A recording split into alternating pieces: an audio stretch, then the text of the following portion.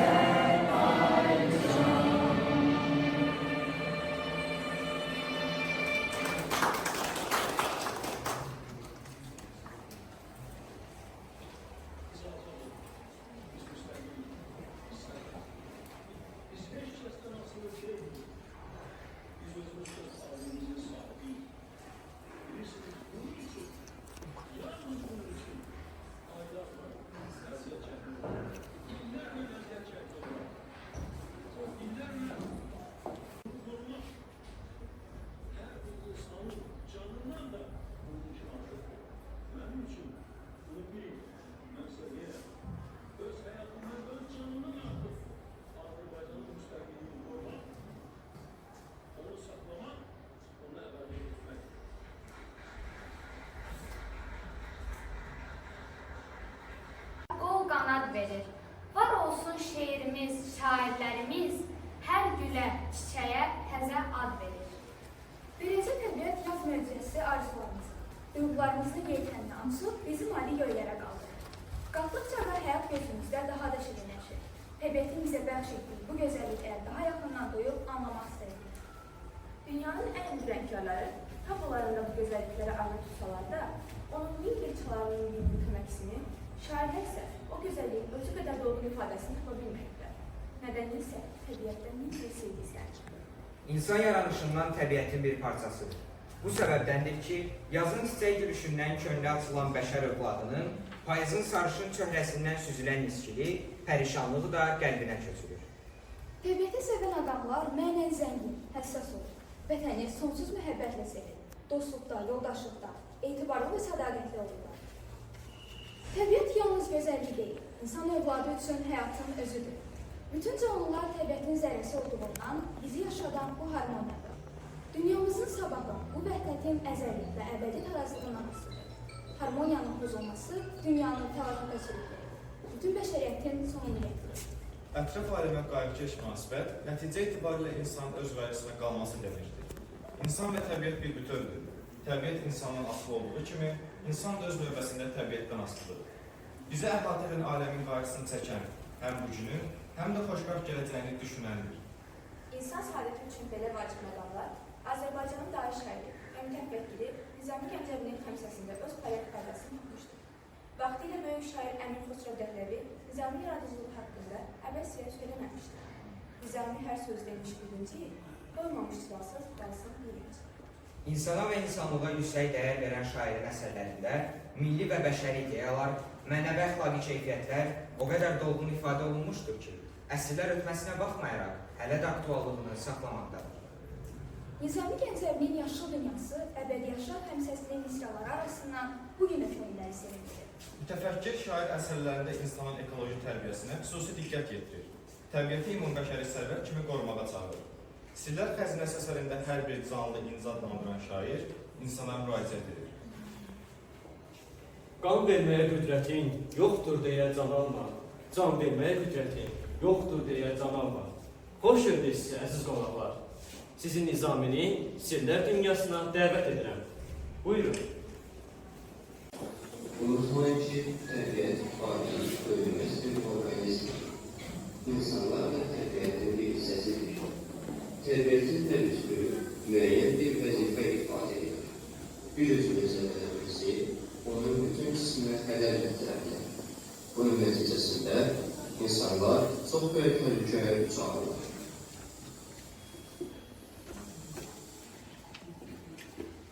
Dahi şairimiz əsərlərində deyir ki, əsl xoşbəxtliyin mayasında halal zəhmətdir. Elə təbiətə diqqət, qayğı da bəşər övladından halallıq istər. Halal zəhmətlə yaşayan insan ətraf aləmə, onu yaşadan təbiətə biganə qalmaz. Şam şəhərində qoca bir kişi yaşayırdı. Palçıqdan kərpic kəsir, satmaqla dolanırdı. O öz işinin mahir ustasıydı. Onun kəsdiyi kərpiclər də çox möhkəm olurdu. Bir sözlə, qoza olsa da çörəyini minnətsiz qazanırdı. Geyməyə bir şey olmayanda da yaşlı otlardan özünə çöynək toplayardı. Qızmar bir yay günündə tərpişkəsən qoca tərini silə-silə palçıq qarışdırırdı. Bu zaman yoldan keçən cavan bir oğlan qocanın necə əziyyət çəkdiyini görüb ona yaxınlaşdı. Bu düşkünlük, zəlillik səncə hara yaraşar? Palçıq, saman yoğurma, məzdurlara yaraşar. Torpağın qalxanını qılıncınla sökməsən, bir qarın çörək üçün öz abrını tökməsən, bu kərpic qəlbini yandırıb külə döndər. Öz ömrünün Adamlıq havası var başında. Ağsaqqala gülürsən belə cavan yaşında. Qocalar kərpic kəsər, halallıqla yaşayar. Kölələr, əsgürlər, ağrıçlar daşıyar. Qarşında boyun büküb əl açmayım deyəmən, əzəldən əl attım belə bir peşəyə mən. Nə xəzinə yığanam, nə tilmə gəyənəm, öz halal zəhmətimin çörəyin yiyənəm. Halalca neymətmə naşükür olma mənim. Neymətə xor baxana neymət qənimdir, qənim.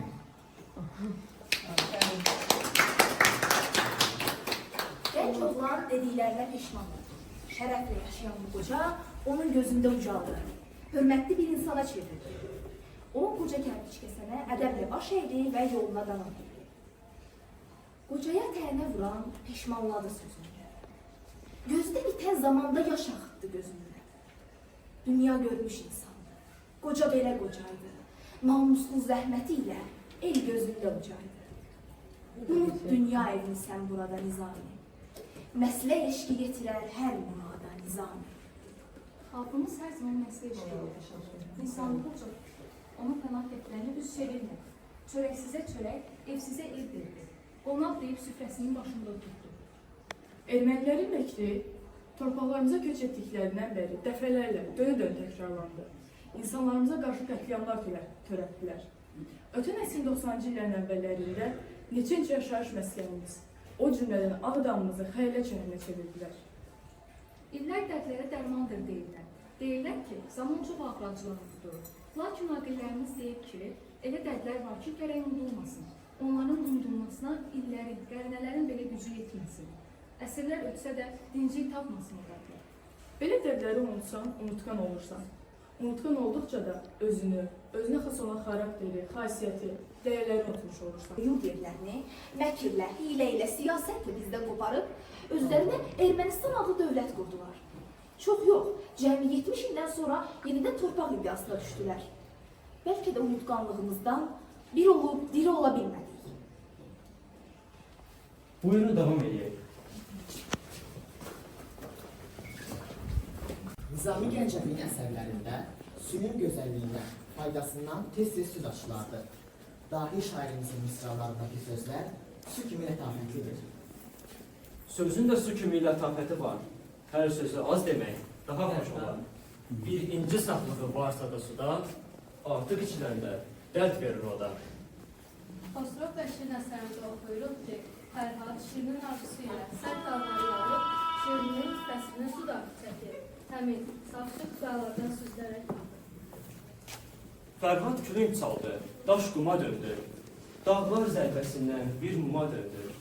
Külüncü qarşıdaşı hey yara-yara, qarşıdaşlar içində keçmədən bir ay, yarattı dərya tək, geniş, dərin çay. Bilirəm, yadına düşmürəm yəqin. Çünki məndən yaxşı yarın var sənin. Səni sevən bircə mənəm ki, hər gün fəryad qoparan bu salın üçün. Bu zavallı Fərhad şirin canını verib yad eyləyir şirin canını. İşğal dövründə ermənilər Qarabağın təbiətinə qarşı ağlasılmaz vəhşiliklər törədiblər. Məsələn, Zəngilan rayon ərazisində yerləşən Bəsirçay Dövlət Çınar meşəsində qiymətli şərq çınarı ağaclarını vəhşicəsinə məhv ediblər. Ayların vəhşi əməllərindən Laçın daha çox əziyyət çəkir. Flora və faunasına görə Azərbaycanın ən zəngin bölgələrindən biri olan Laçın. Ermənilər 30 il ərzində bu torplu ərazilərdəki qiymətli ağacları, məsələn, dəmir ağacı və qırmızı palıd kimi ağacları qıraraq daşıyırlar. Təbiətimizə dağ çəkən, torpaqlarımıza viran qoyan, soydaşlarımıza qarşı qətliamlar törədən erməni qəsbkarlarından aldığımız intiqam amansız oldu. Müzəffər Ali Baş Komandanımız İlham Əliyevin başçılığı ilə rəşadətli ordumuz onları 44 günlük vətən müharibəsində döyüş meydanında məhv etdi. Ərazi bütövlüyümüzü və suverenliyimizi bərpa etdik. Beləcə, Azərbaycan tarixinin ən şanlı səhifələrindən biri yazıldı. 30 illik əsrətdən sonra doğma torpaqlarımız öz sahiblərinə, bu yerlərin əzəli sakinlərinə, soydaşlarımıza qucaq açsın. Böyük bir ağaca mişar çəkməsən, söhbət bunun üçün düşdü taxtından. Ağacı yıxanlar tez yıxılarlar, ovçunun axırı dilənçi olar.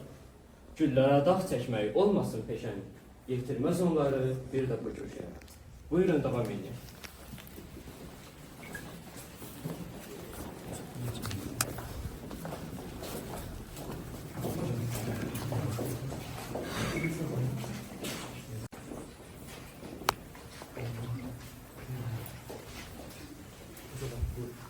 Nizami Gəncəvi əsərlərində ilim fəsillərini bütün gözəlliklərlə canlandırır. Bu gözəlliklər hər kəsin qəlbini oxşayır. Dahi söz sərratı Leyla'nın poemasında baharı gəlişini necə təsvir etdiyi yadınızdadır? Sərdi qalsın səhraya mindir, bəzədi torpağı süsənli söndür. Ağacda qönçələr baxdı göz-gözə, bəncəli qayğısız gülər verirsə. Qırmızı lalədən, sarı çiçəkdən, təbiət bir bayraq qaldırdı birdən.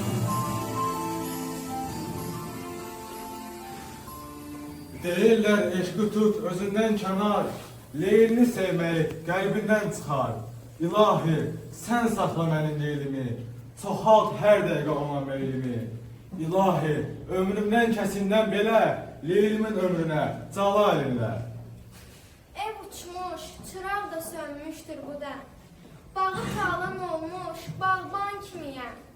Səhər növbətçisi getmişdir ara, yadından çıxdı mı onun nağara? İlahi, məni sən yarıma yetir, odunu da sönmədən. Müasir dövrdə suyun, atmosferin, torpağın çirklənməsi əsas ekoloji fəlakətlərdən biridir. İnsanlar bu haqda 20-ci əsrdə düşünməyə başlayıblar. Halbuki 12-ci əsrdə yaşamış xalqımızın dahi övladı Nizami Gəncəvi ekoloji fəlakətləri görüb, insanları belə o zaman bu haqda düşünməyə çağırırdı. Hər bir ölkə dövlət başçısı ilə təşəkkür tapır. Azərbaycan idarəçiliyinin böyük bir dövrü ümumi lider Heydər Əliyevin adı ilə bağlıdır. O, Azərbaycan təbiətinin vurğunu idi. Dövlət başçısının tez-tez səsləndirdiyi bir fikir vardı. Deyirdi, mən istəyirəm ki, hamınız təbiəti qoruyanlar olasınız. Ulu Öndərin bir ağac kəsən sanki mənim bir qolumu kəsir ifadəsi indi də insanlarımız arasında çox məşhurdur. Bu, onun təbiətə necə həssas münasibət göstərdiyindən, ətraf aləmin yaşıllığının qorunmasına necə qətiyyətli olduğundan xəbər verirdi. Bugün dövlətimizin başçısı İlham Əliyev təbiətə olan bu həssaslığı daha da göstərir. Həmin günün sevincini, gözəlliyini dövlətimizin başçısı bir qədər də obraz şəkildə belə ifadə etmişdi. Bugün səhərdən yağış yağırdı. Biz Qubaldıya çatanda gün çıxdı. Təbiət bizi salamlayır, bizi alqışlayır. Qubaldı işğaldan azad oldu. İndi də bölgələrimizin yaşıllığının qorunmasına xüsusi diqqət yetirilir. Buyurun, davam edin.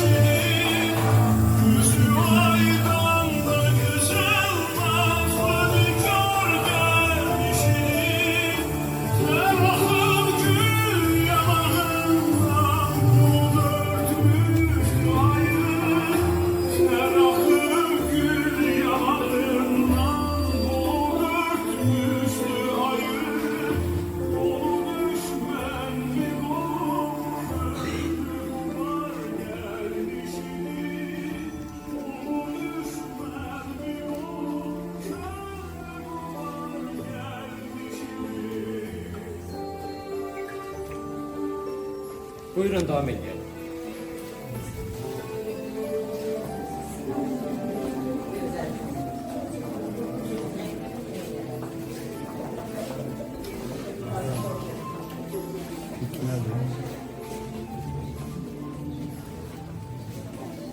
Nizami Gəncəvi hər zaman insanların təbiətə, bitki və heyvanlara amansız münasibətinə qarşı çıxır. Belə insanlardan uzaq olmağı tövsiyə edir. Onları qınayıb, irkizlər, irtica adlandırır. Digər canlıların da insanlar kimi təbiətin bir parçası olduğunu xatırladır. Şairin 7 gözəl poemasında da bu hekayə haqqında ibrətamiz hekayə var. Şair Bəhram Şahın 7 gözəl poeması. Bəhram Şah gülləri olmayanda onları yaralanmamaq üçün ya kəmənd atar, ya da əldə tutardı. Əgər ceyran 4 yaşına çatmayıbsa, onu açıb buraxardı. Dini inancımızda da heyvan və quşların körpə bağlarını olamaq qadağan edilir. Yıxsaydı 100 gürü, əgər yan-yana, qıymazdı 4 yaşı qurtarmayana. Onun bir beləcə adəti vardı, gənc gürün qanını haram sayardı. Bəhram Şah gülləri azadlığa bıraxanda onlara qan toplardı. Beləliklə, heç kəs şahın daması olan ceyranı olmaya bilməzdi. Dahi şair Bəhram Şahın timsalında insanlara qarşı yaxşı niyyət və mərhəmət sahibi olmağa çağırırdı. Yenə günümüzə gələk, insanlıqdan, mərhəmətdən uzaq olan erməni qaniçənləri işğal dövründə torpaqlarımızı, su mənbələrimizi, o cümlədən kəhlizlər və suvarma sistemlərimizi məhv etdilər. Torpağı bilərəkdən zəhərli maddələrlə çirkləndirdilər. Törətdikləri yanğınlar səbəbindən torpağın üst mühit qatı sıradan çıxdı. Burada məskunlaşan çox sayda heyvan, quş tələf oldu. Onların sayı kəskin azaldı. Gücündən deyil bu əlvət, əvvəldən etmisən bu işə adət. Vərdiş eləmisən, hər başa baş, öldürmüsən buna sən yavaş yavaş. Ölçüb çıxarmısan belə sınaqdan, odur ki olmuşsan əldən ayaqdan. Qəribədir bu, öküzlə adətləri gür vurmaqsa yox, adətlə iş görür, öküz qaldıran. Bu başqa şey deyil, sadə bir idman. Yeddi ölkənin gözəli Bəhram Şahı heyran etsə də, onların içində bir gözəl fərqlənirdi. Azərbaycan gözəli. Əqli ilə, zəkası ilə Bəhram Şaha qalib gəlmişdi. Buyurun, devam edin.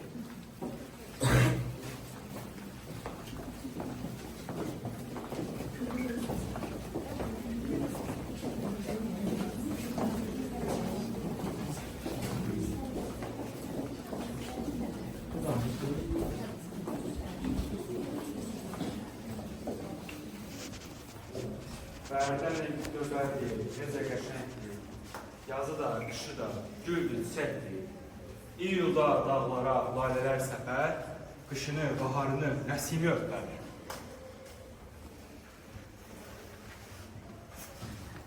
Düzmüsən süfrəmə almaz yaqutdur, daşqaş şeylərmi? Bu nə deməkdir? Daşın ki boğazlar yolu yok da, faydasız, yaramaz böyle baş için. Bu kadar vuruşmak, çırpışmak ne için?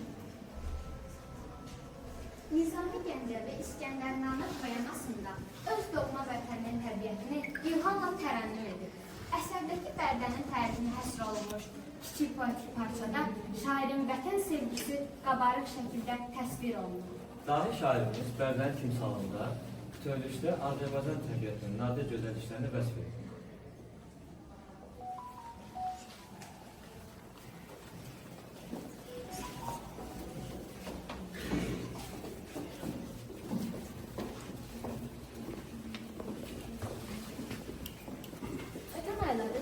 Möhtəbər beynəlxalq həddi bəzi qərəzi maneələrə baxmayaraq öz işini uğurla çatdırdı.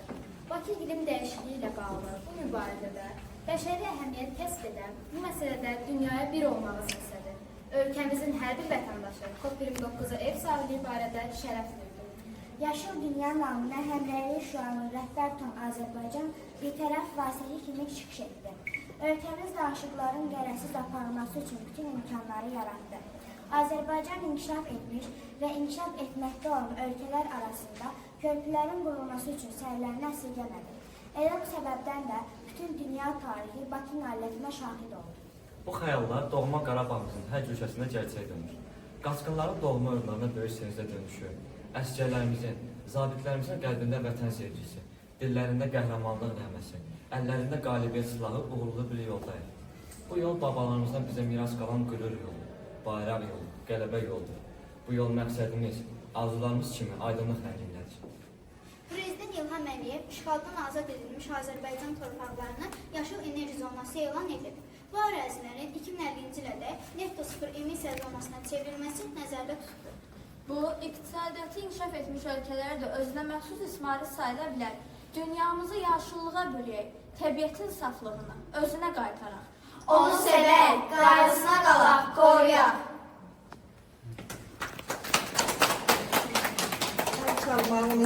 Şairliyini saxlayıbdır usta kimi Gəncədə. Mənəm indi dünyanın söz hakimi Gəncədə. Boğazımı gör necə yünləyibdi Gəncə. Yoxsa İran xəzinəsi mənim olardı məncə. Aləm deyir, övladsan sən dünyaya nizami. Sığışmazsan Gəncədə, gen dünyaya nizami.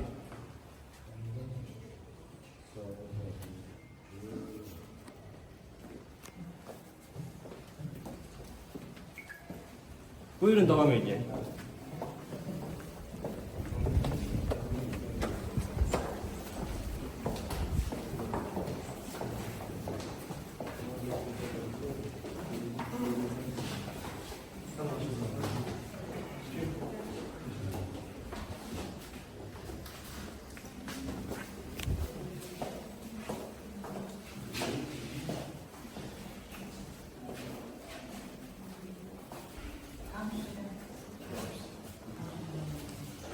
Sizin məşqlərinizin maketlərlə tanış etmək istəyirəm. Sizin məşqlərinizin maketləri tanış etmək istəyirəm. Buyurun, zəhmət olmasın.